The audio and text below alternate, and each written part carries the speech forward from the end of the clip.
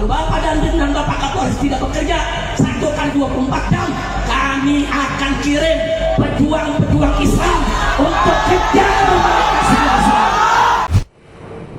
Habib Rizik Syihab menuntut polisi bertindak tegas pasca bentrok berdarah yang terjadi saat dirinya mengisi ceramah di Desa Pegundan, Kecamatan Petarukan, Kabupaten Pemalang, Jawa Tengah, pada Kamis dini hari, 24 Juli 2025.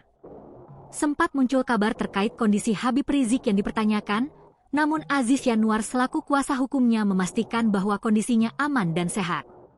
Alhamdulillah aman, ujarnya pada Jumat, 25 Juli 2025. Menurut Aziz, Rizik telah kembali ke DKI Jakarta. Sementara itu, Front Persaudaraan Islam (FPI) mendampingi panitia dan warga yang menjadi korban bentrokan untuk melapor ke polisi.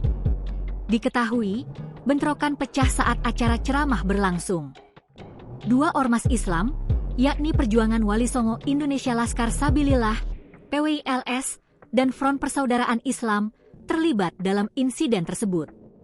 Pemicu utamanya adalah penolakan dari pihak PWILS terhadap kehadiran Habib Rizik, bahkan sempat berusaha membubarkan acara. Hal ini dibenarkan oleh Aziz Yanuar. Betul, dan itu diduga diinisiasi dengan rencana oleh kelompok Neo-PKI yang menolak ulama atau ustaz berceramah, ujar Aziz, Kamis, 24 Juli 2025. Sementara itu, Habib Rizik meminta penegakan hukum atas kejadian tersebut, terutama terkait 5 orang dari pihaknya yang menjadi korban. Saya sampaikan kepada Pak Kapolres, Pak Dandim, bahwa ada 5 orang korban yang terluka akibat sabetan senjata tajam, dan saya minta agar diproses secara hukum, tegasnya. Namun, Sekjen Perjuangan Wali Songo, Ken Ipramendra, menyampaikan versi berbeda. Saat menjenguk anggota PWILS yang dirawat di RSI Al-Ikhlas Pemalang, Kamis, 24 Juli 2025, Ken menyebut kericuhan terjadi karena provokasi dari pihak lain yang melempar batu saat mereka tengah bernegosiasi dengan aparat.